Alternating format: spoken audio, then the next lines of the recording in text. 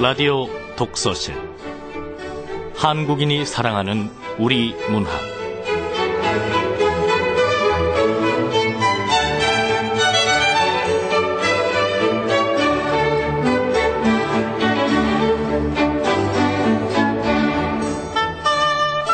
안녕하세요. 아나운서 김경란입니다. 증문, 모기를 미워함, 정약용.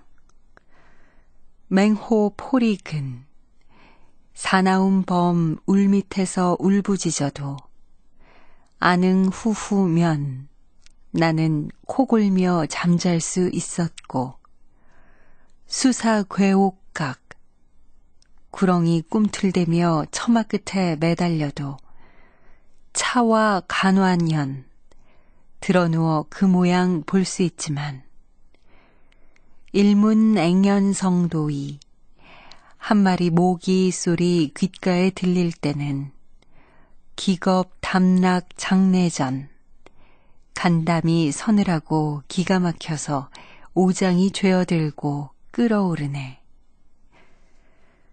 정약용의 증문이라는 한시의 앞부분입니다.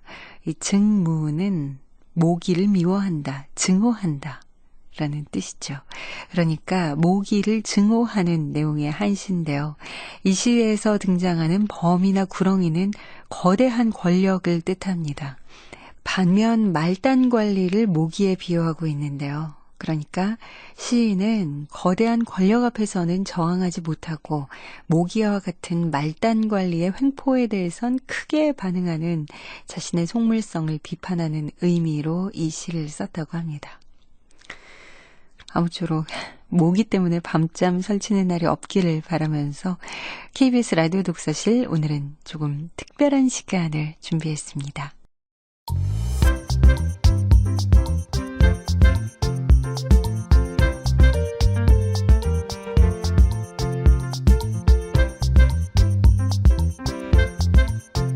소리로 만나는 책 라디오 독서실.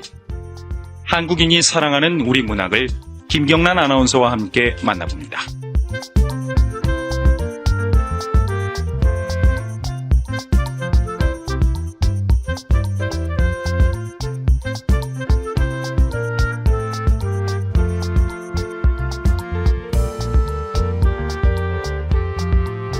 KBS 라디오 독서실 한국인이 사랑하는 우리 문학, 오늘부터 4주 동안 추리 공포소설을 여러분께 소개하려고 합니다. 저희 제작진이 한국을 대표하는 전문 출판사와 전문가들의 도움을 받아서 총 4편의 작품을 엄선했는데요.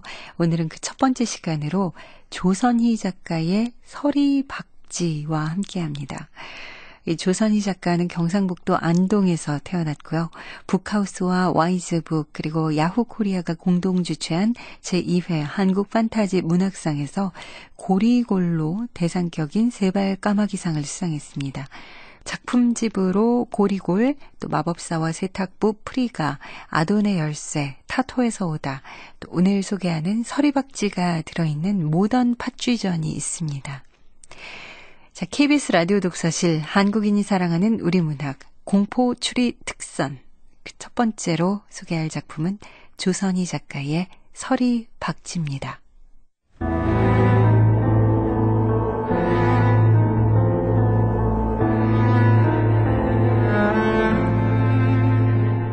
서리박지 조선희.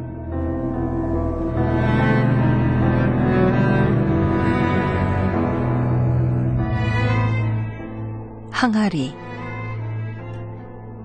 비가 부슬부슬 내리기 시작했다. 희끄무레한 구름 뒤에서 보름달이 빛바랜 시선을 멍하니 내비쳤다. 약속 시간보다 조금 먼저 와 있던 나는 교문 앞에 서서 숙직실 불빛이 꺼지기를 기다리고 있었다. 각 교사마다 무인 경비업체 센서가 있는데 숙직 선생을 왜 두는지 모르겠다. 더욱이 신 선생은 숙직 선생으로는 있으나 마나인데. 여하간 주변에서 뭐라 입방아를 찌어대건 신 선생은 천하태평이었다. 학교는 신 선생에게 상담실과 문제아 학생들에 대한 전권을 하사했다. 드디어 숙직실 불이 꺼졌다. 나는 손목시계를 확인했다. 11시 44분. 약속 시간이 14분 지났다. 그때 누군가 내 머리 위에 우산을 씌워주었다.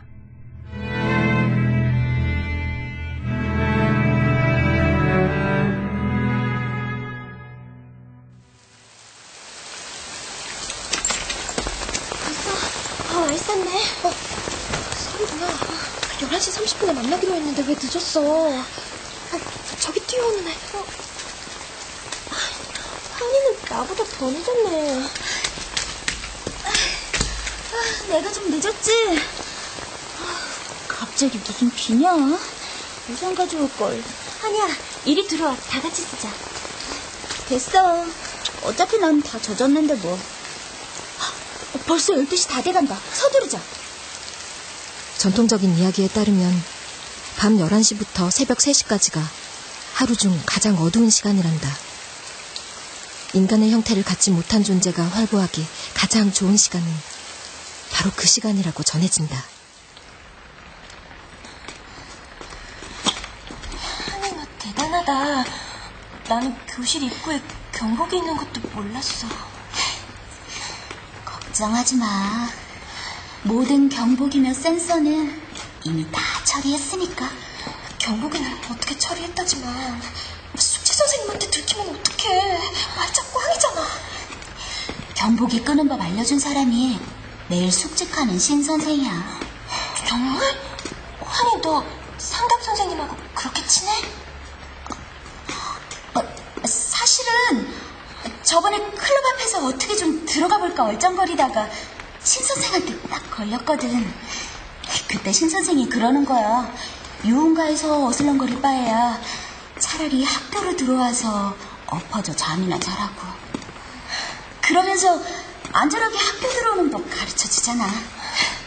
하여튼 환희 너 정말 대단하다. 조용. 무슨 소리 들린 것 같지 않아? 무슨 소리? 나 무서워.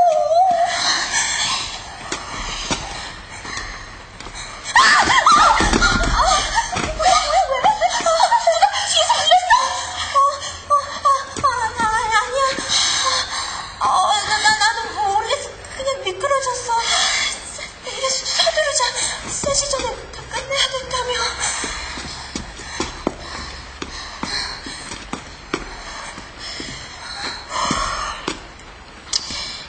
이 교실 맞지? 맞아.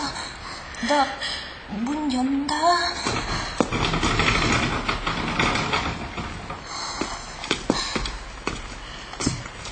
왼쪽에서 둘째 줄. 뒤에서 세 번째 점. 이 자리야.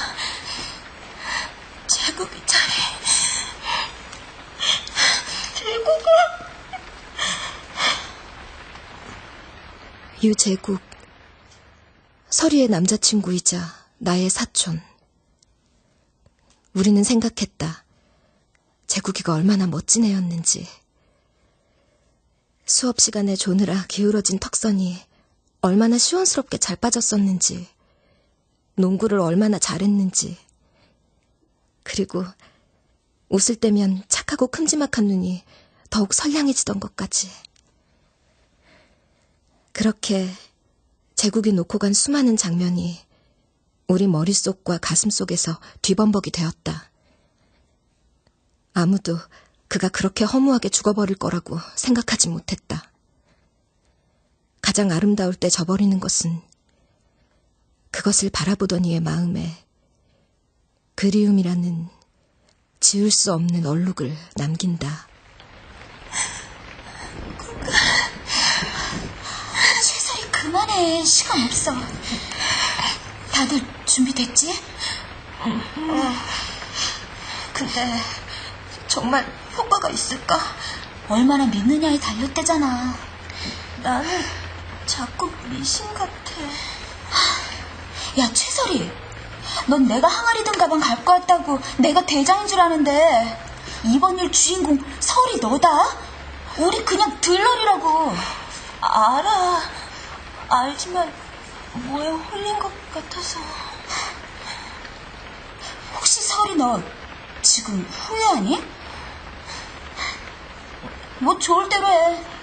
나야 뭐 호기심 때문에 여기까지 왔지만 어쨌거나 당사자가 원하지 않는다면 어쩔 수 없지.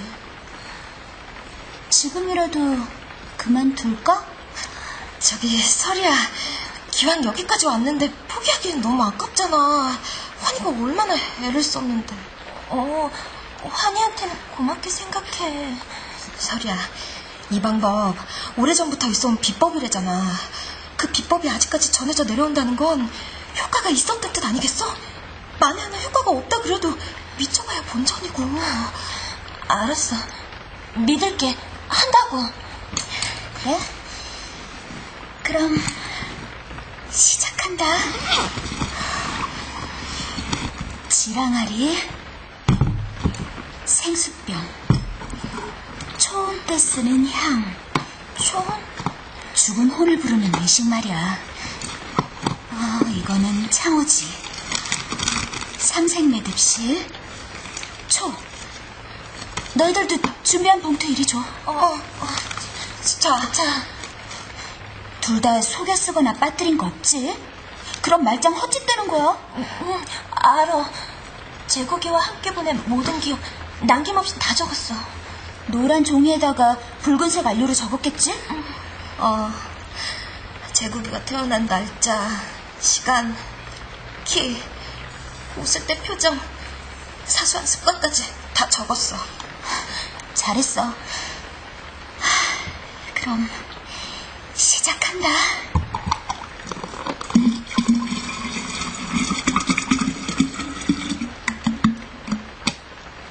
환희는 작은 지랑아리를 제국이의 책상 위에 놓은 후 생수를 부었다. 항아리에 물이 3분의 2가량 찼다. 수면은 한 점 미동도 없었다. 항아리 수면이 검어 우리 셋의 얼굴이 한 조각씩 번갈아 어리더리 비쳤다. 환희는 초에 불을 붙였다. 이 초에 불을 붙이고 망자에 돼 있은 봉투를 태우면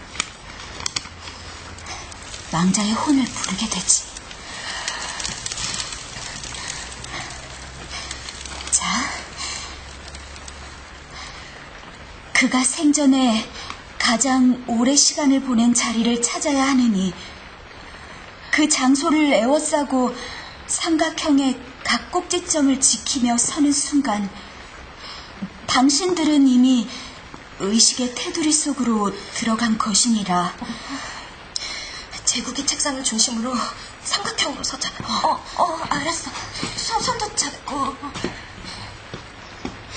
그의 생전의 자리는 무덤의 문과 같으니 실행자들이 정해진 시각에 그 문을 둘러싸는 순간 이미 무덤의 문은 열린 것.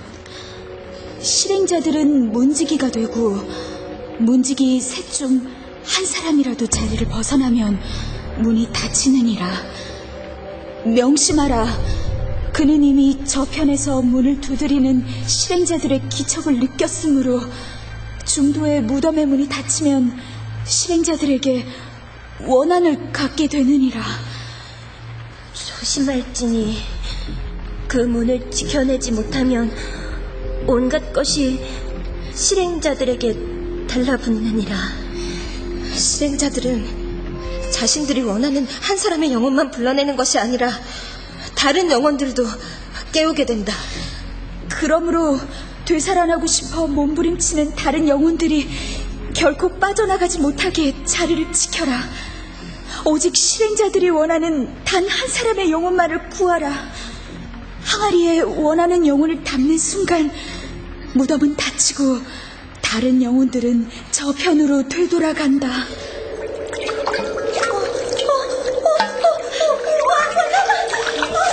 놓치면 안 돼. 제국이 오지 왔어.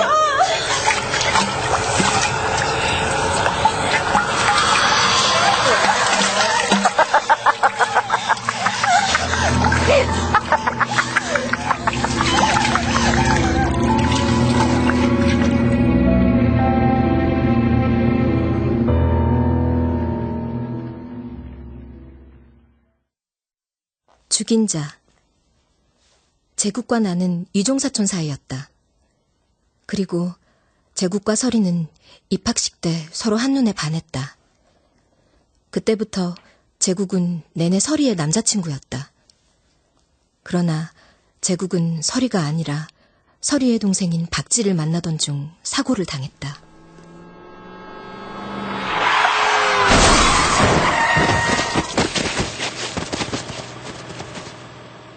제국은 박지에게 자기 말을 서리에게 전해줄 것을 부탁했고, 박지는 서리 몰래 자신이 약속 장소로 나간 것이다.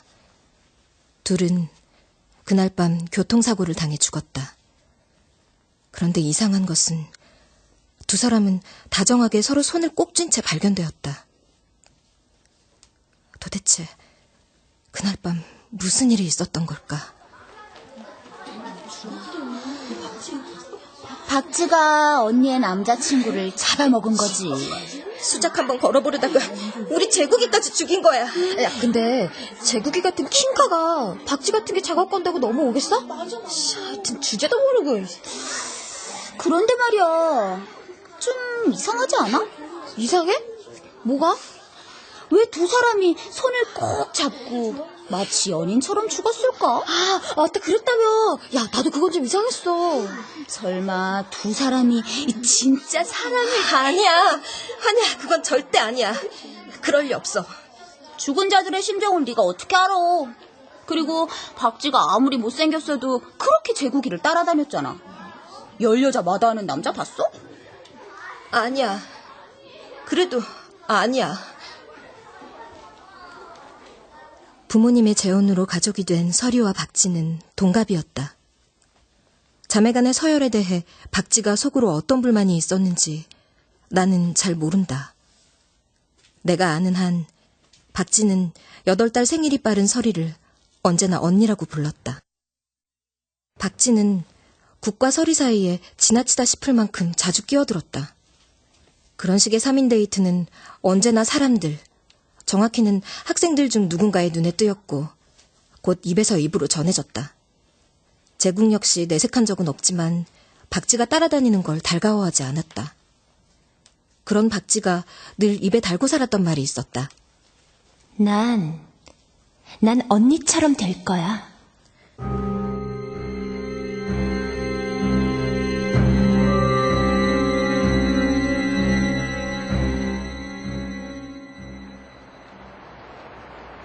이모, 서리가 이상한 얘기 하던데. 영혼 결혼식 그거 무슨 얘기예요? 제국이하고 박지 말이다. 두 손 꼭 잡고 죽었으니까 영혼 결혼식 시켜주면 어떨까 해서 배 여사한테 제안했었다. 이모 미쳤어요? 제국이 여자친구는 박지가 아니라 서리예요. 알아. 그렇다고 살아있는 서리를 죽은 제국이와 결혼시킬 순 없잖아. 그러니까 시키지 마요. 이모도 박지가 어떻게 생겼는지 봤잖아. 제국이 박지 싫어했다고요. 싫어하는 여자애랑 억지로 맺어주면 제국이가 좋아할 것 같아요? 죽은 다음에 그까지 외모가 무슨 상관이니. 혼자서 그 멀고 어두운 길을 외롭게 가는 것보다는 또래 친구가 있는 게 좋을 거야. 말동무도 하고. 이모는 까칠하게 마른 얼굴로 그렇게 중얼거렸다. 난 이모의 목소리에서 삶의 의지가 무너져 내린 것을 느꼈다. 이모의 귀에는 누구의 말도 들어오지 않았다. 배 여사는 영혼 결혼식을 적극 찬성하고 나섰다. 그런데 제국과 박지의 영혼 결혼식을 반대하고 나선 사람은 나뿐만이 아니었다. 영혼 결혼식은 절대 안 돼. 서리야, 네가 반대하는 건 당연해. 나도 반대니까.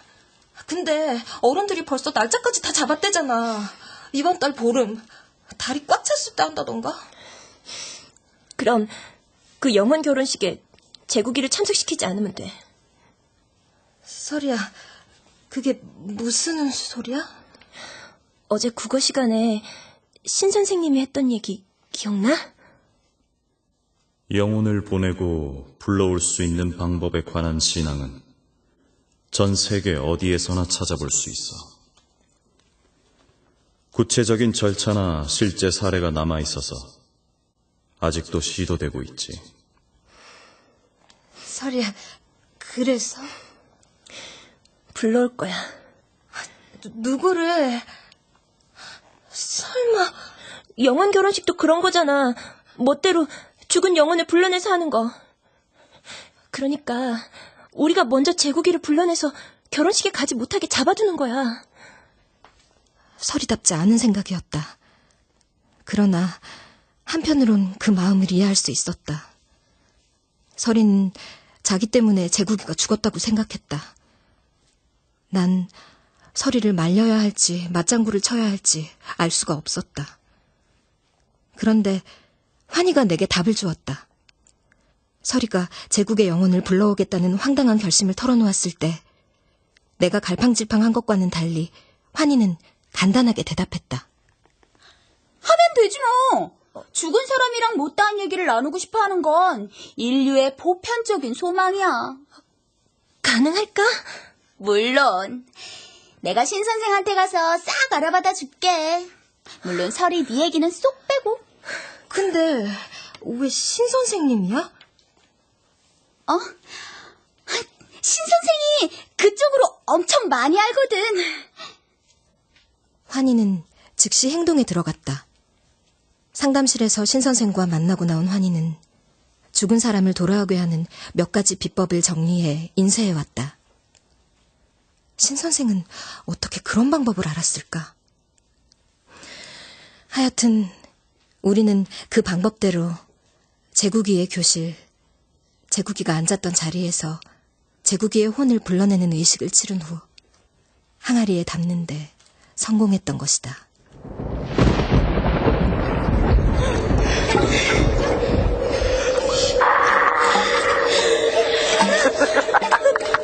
박쥐는 죽어서도 혼자인 것이니 기다려도 결코 오지 않을 신랑을 저승에서 홀로 기다리리라. 내 박쥐는 언니의 남자친구를 가로챌 수 없으리다. 됐어. 이제 불러온 혼이 항아리 밖으로 나오지 못하도록 삼색실로 묶어두고. 묶었다. 영혼 결혼식이 끝나고 3일이 지나도록 견뎌야 돼. 저 달이 삼각이 되면 모든 게 끝나. 그런데 신 선생이 말해준 주의사항이 있어. 주의사항? 그 전에 뚜껑을 열거나 항아리를 깨뜨리면 안 돼. 저기 환희야. 그 항아리 내가 보관할게. 설이 네가 깨뜨리지 않고 잘 보관할 수 있겠어? 응. 그래. 하긴 네 남자친구였으니까 그게 낫겠다. 그럼 잘 들어. 다 끝나고 이 항아리 어떻게 처리해야 되는지 일러줄게. 처리? 그 영혼 결혼식이 끝나고 사흘밤이 지난 후 새벽에 항아리 속의 물을 미루나무에 뿌려. 그리고 항아리는 깨뜨려서 흙 속에 파묻어야 돼. 그럼 항아리 조각은 흙이 되고 제국이는 무덤으로 돌아가서 자기 갈 길로 가게 될 거야. 단 무슨 일이 있어도 그 전에 항아리 뚜껑을 열어보면 안 돼. 알았지? 절대로 열어보지 않을게. 만약에 뚜껑을 열어보거나 항아리 안에 물이 튀거나 항아리가 깨지면 무슨 일이 생길지는 나도 몰라. 아마 엄청난 일이 생길 거야. 알았어. 그런 일은 절대로 없을 거야. 이제 돌아가자.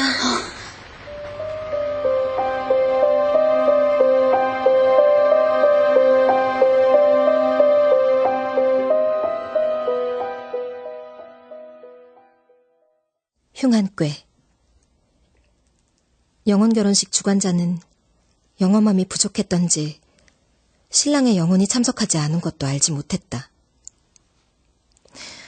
하긴 이런 일들은 심리적 위안을 구하느라 하는 것이지 애초에 증명할 수는 없는 일이었다. 결혼식이 끝나고부터 설이는 초조해 보였다. 어제 오늘 내리 잠을 못 잤는지 눈이 심하게 충혈됐고 얼굴도 헬쓱했다.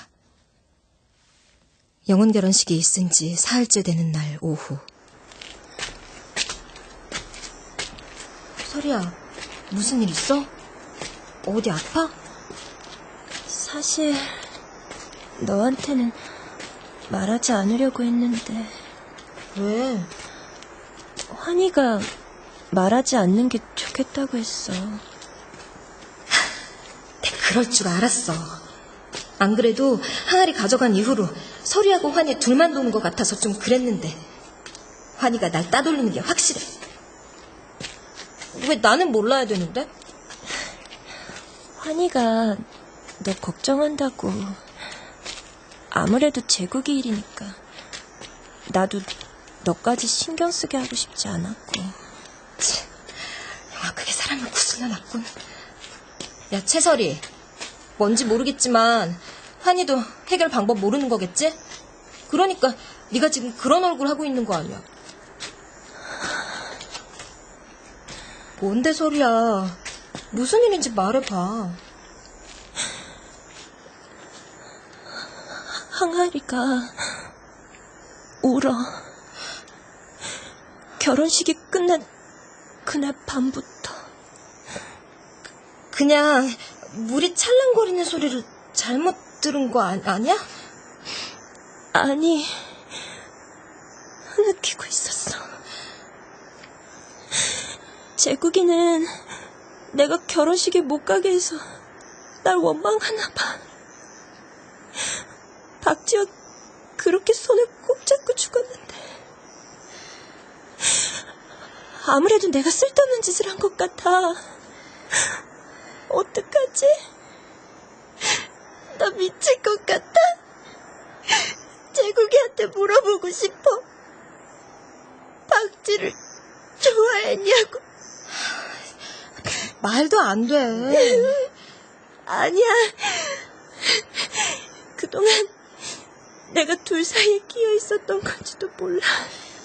설이야, 너 그렇다고 그 뚜껑 열어보면 안 돼? 알지? 아니야. 그럴 게 아니라 그거 나한테 넘겨. 그 항아리 내가 맡아가지고 있을게. 그럴 필요 없어. 오늘이 영혼 결혼식하고 사흘째 되는 날이니까 오늘 밤만 넘기면 되잖아. 너무 걱정하지 마. 그렇다. 오늘이 마지막 밤이다. 내일 새벽에 항아리에 물을 버리면 우린 아무 일도 없었다는 듯 일상으로 돌아갈 수 있다. 그러나 그날 밤 난 도무지 마음이 놓이질 않아 결국 설이네 집으로 갔다. 대체로 마지막 밤이 늘 문제를 일으키는 법. 난 항아리 대신 설이를 우리 집으로 데려올 작정이었다. 걱정해줘서 고마워. 잠깐 거기 앉아서 기다릴래? 샤워 좀 하고 갈아입을 옷도 좀 챙겨야겠어. 천천히 해, 설이야.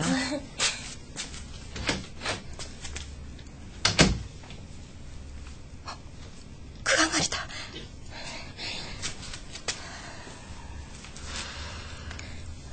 이 안에 제국이가 있단 말이지?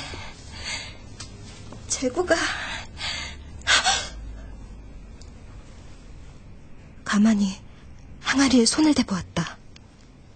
표면이 얼음처럼 차가웠다. 보통 항아리에 물을 담아두면 따뜻해진다. 더구나 지금은 여름이고 실내가 아닌가. 문득 나도 모르게 오싹해져서 방 안을 살펴보았다. 샤워를 마친 설이를 데리고 서둘러 우리 집으로 돌아왔다. 우린 이런저런 이야기를 하다가 잠이 들었다. 한밤중에 나도 모르게 잠에서 깼다.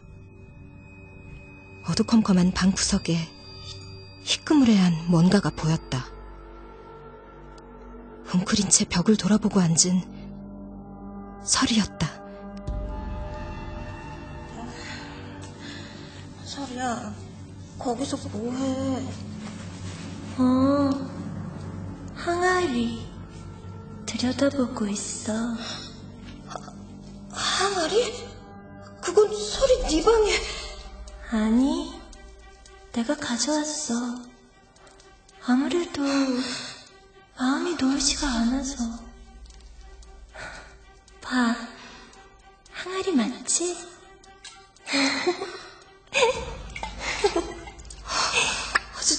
설이야, 항아리 입구가 왜 열려 있어? 왜 그래, 설이야? 항아리 물이 너한테 튄 거야? 왜 그래? 안 돼!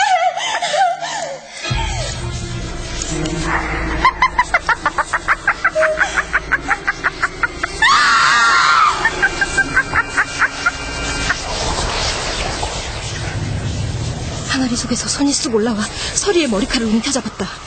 설이의 머리가 그대로 항아리 속으로 끌려 들어갔고 난 비명을 질렀다. 안돼! 지금 시간 3시만 넘으면 돼. 3시만! 난 본능적으로 시계를 보았다.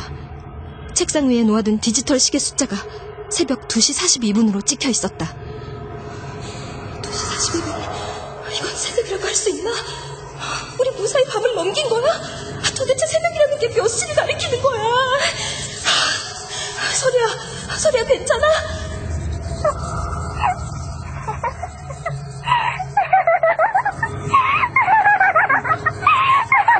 누구야? 너 설마 맞지?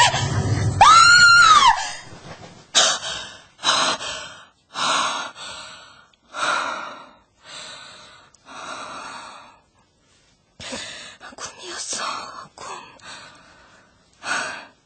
다행이다. 근데 왜 이렇게 머리가 멍하지?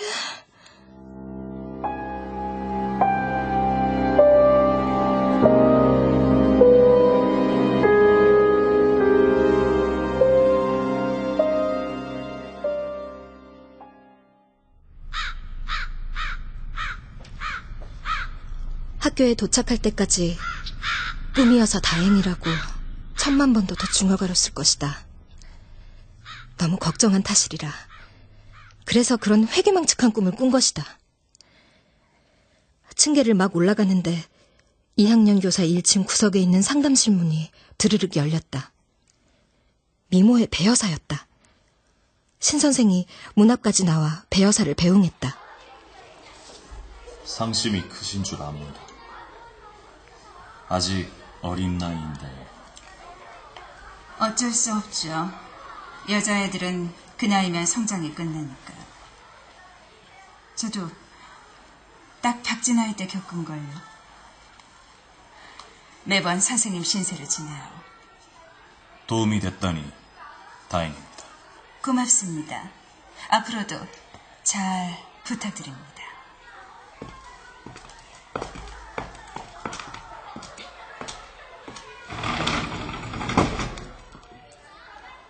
설이 엄마가 이렇게 일찍 학교를 찾아오다니? 게다가 왜 신선생을 만나러 온 거야? 신선생은 설이나 죽은 박쥐 담임도 아닌데. 가만, 혹시 환희가 나 때문에 수틀려서 신선생한테 우리가 항아리에 혼 담은 거 모두 말해버린 거 아니야? 설이하고 환희네 반에 가서 확인을 해봐야 돼. 나는 곧장 설이와 환희네 반으로 향했다. 꿈은 꿈일 뿐이지만 하도 생생해서 일단 설이가 괜찮은지 확인하고 싶었다. 그리고 환희가 신선생에게 무슨 고자질을 했는지도 물어봐야 했다. 교실 앞문으로 들어섰는데 설이가 턱을 괸 채 손가락으로 눈초리를 내리듯 누르고 있다가 날 보고 손을 흔들었다. 왔어? 뭐지? 저 웃음은 설이의 미소가 아니야. 심술궂은 거만한 웃음. 아닐 거야. 내가 착각한 거겠지. 어서 와. 설이야, 어제 별일 없었어? 응, 다 잘 됐어. 걱정하지 마. 뭘 걱정하지 마? 그런 게 있어. 근데 채설이, 너 오늘 좀 이상하다? 박쥐 닮은 것 같아. 설마. 그렇게 대답하며 설이가 그 학생 쪽으로 고개를 살짝 틀었다. 그 순간 나는 심장이 멈추는 줄 알았다. 눈앞이 새까매졌다. 뭔가 크게 잘못됐다는 걸 깨달았다. 옆에서 본 서리의 얼굴이 누군가의 얼굴과 겹쳐 지나갔다. 그것은 서리의 얼굴이었지만 서리가 아니었다. 난 뒷걸음질을 쳤다. 왜 그래? 아니야, 아무것도. 어머, 얼굴이 창백해졌다. 어디 아프니? 너 왜 그러는지 난 다 알지? 설이야, 신경 쓰지 마. 쟤 남의 방까지 와서 쓸데없는 데다 너무 신경 쓰니까 그런 거야. 으그, 오지랖도 넓으셔라. 맨 뒷자리에 앉아있던 환희가 나를 쳐다보며 입을 열었다. 입가에 묘한 웃음을 띠면서. 나는 후들거리는 다리로 간신히 그 자리를 빠져나왔다. 하루 종일 제정신이 아니었다. 열이 끓고 있었다. 꿈이 아니었다. 꿈이 현실이 되어버린 것이다. 어쩌자고 그런 짓을 했을까? 뭐가 어떻게 된 걸까? 제국이는, 서리는 어디로 간 거지?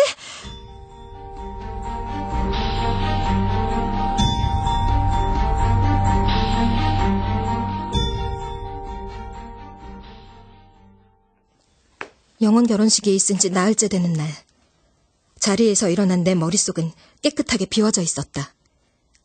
아주 맑았다. 내가 뭘 해야 할지 똑똑히 알고 있었다. 그 애들과 이야기를 해야 했다. 나한테 할 말이 뭔데? 어떻게 된 건지 말해. 너 다 알고 있었지? 너 알느라 아주 수고했다. 원래 그런 법이래. 귀신을 봤으니 응당 대가를 치러야지. 환희, 너 닥치고 어떻게 된 건지 말해. 다 알면서 뭘 그래? 서리가 참을성 없이 항아리를 들여다본 거지 뭐. 내 잘못 아니야? 꿈속에서 본 새벽 2시 42분은 아직 새벽이 아니었어. 서리가 그런 바보 같은 짓을 했을 리 없어. 네가 어떻게 한 거지? 넌 정말 생긴 것 같지 않게 눈치 하나는 빠르다니까. 그래, 기왕 이렇게 된 거 솔직히 말해주지. 하도 무서워하길래 마지막 밤 네가 오기 전에 내가 서리네 집에 갔었어. 그럼 환희, 네가 항아리물을 서리한테 끼얹었단 거야?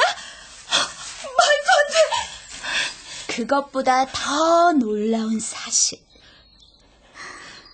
너도 이미 눈치챘잖아.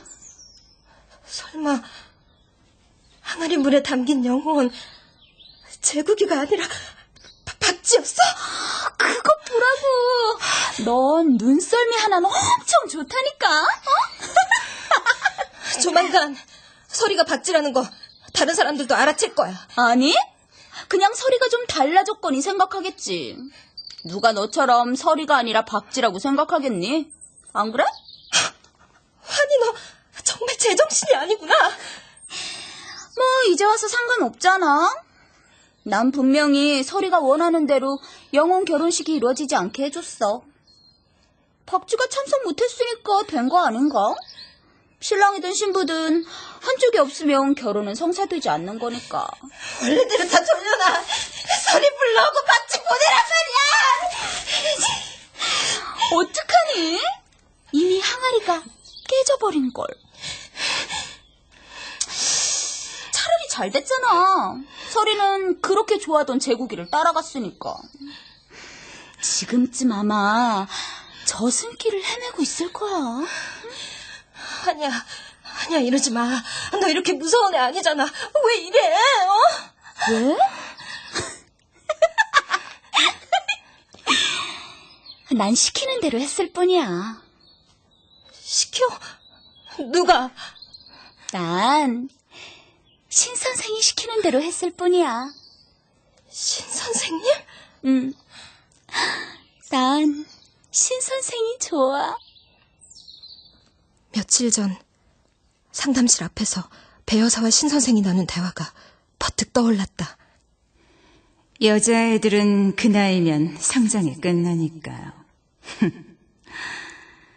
저도 딱 박쥐 나이 때 겪은걸요. 신 선생님은 정말 놀라운 능력을 가졌다니까.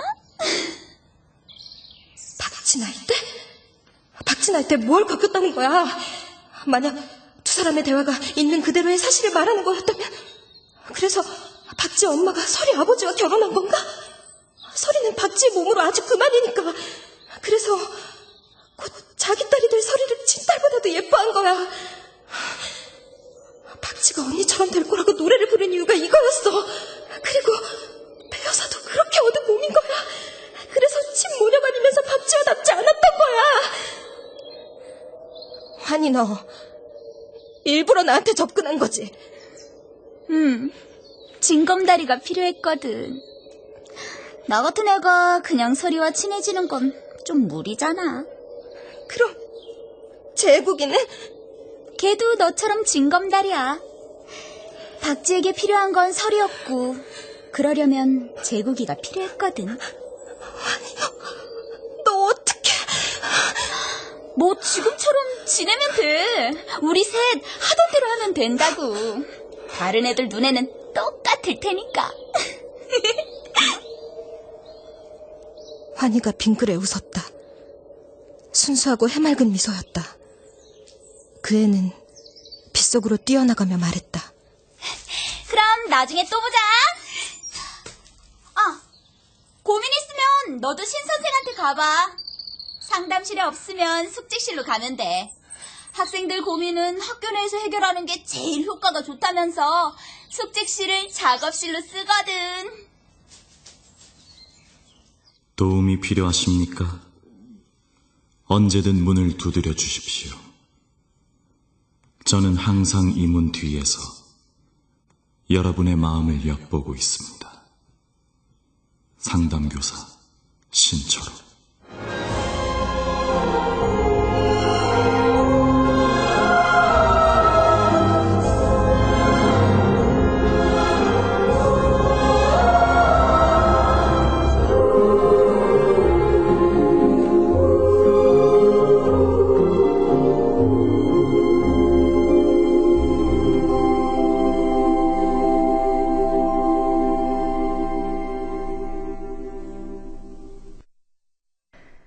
설이, 박쥐 함께 하셨습니다. 조선희 작가 지금 제 옆에 나와 계십니다.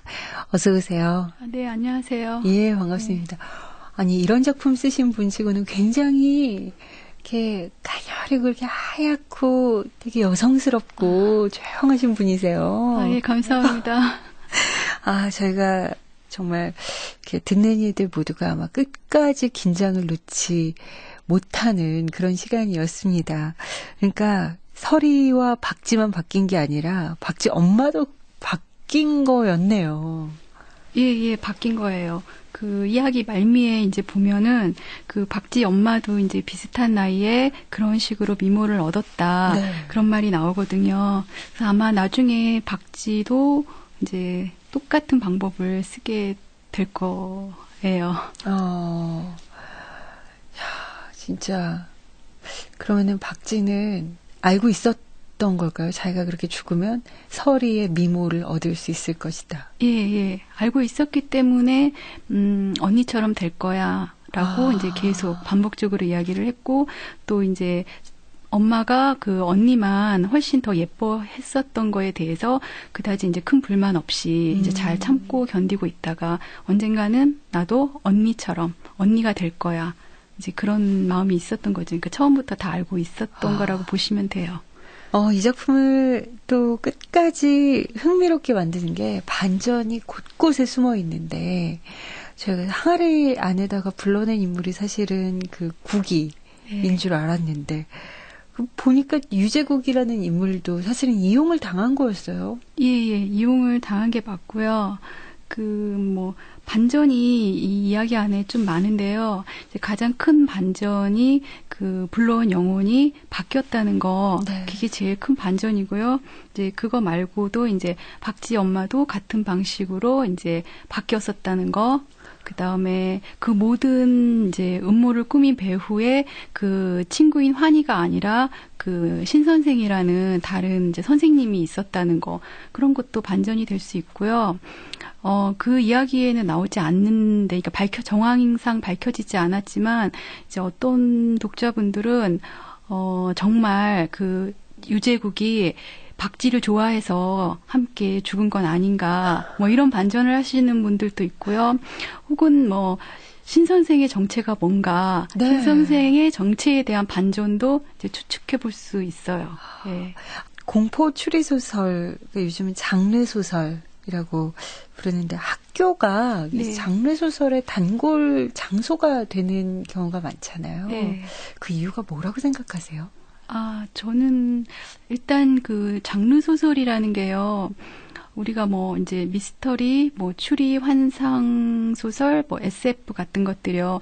그런 것들을 이제 장르 소설이라고 하는데, 그 장르 소설의 이제 무대가 되는 배경이요. 이제 그 어떤 그 반복되거나 건조한 이런 일상에서 좀 벗어나 있는 곳이 이제 그 무대가 되잖아요. 그러다 보니까 이제 그러니까 좀 그 현실적이면서도 좀 현실이 아닌 어떤 일종의 격리 장소가 되는데요.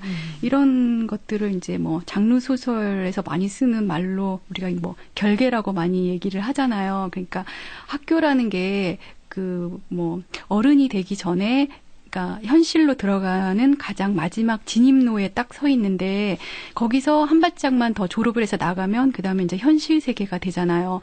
그렇기 때문에 그 학교 안에는 이제 현실도 있고, 또 학생들 입장에서는 뭐 꿈과 이상이 이렇게 같이 있는 굉장히 이중적인 장소예요. 그래서 그 뭐라고 해야 되나, 그 어떤 그러니까 학생들한테는 지극히 빠져나갈 수 없는 어떤 현실이고, 기성세대들한테는 이제 이미 이렇게 지나갔지만 다시 돌아가고픈 네. 그런 곳이잖아요. 그래서 이렇게 세월이 이렇게 많이 지나면 그러니까 누구에게나 한 번쯤 이렇게 지나갔던 그런, 그러니까 모두가 공통되게 자리 잡고 있는 기억의 한 장소이기 때문에 제 생각에는 이제 장르 소설의 무대로서는 가장 좀 적합한 그런 게 아닌가 그렇게 생각해요. 그리고 어쨌든 참 저희가 흥미롭고 재미있게 접한 작품이었습니다. 자, 다음 작품도 저희가 계속해서 기대하면서 기다리고 있겠습니다. 오늘 나오셔서 또 좋은 말씀 잘 들었습니다. 고맙습니다. 예, 감사합니다. KBS 라디오 독서실, 지금까지 조선희 작가의 서리 박쥐 편이었습니다.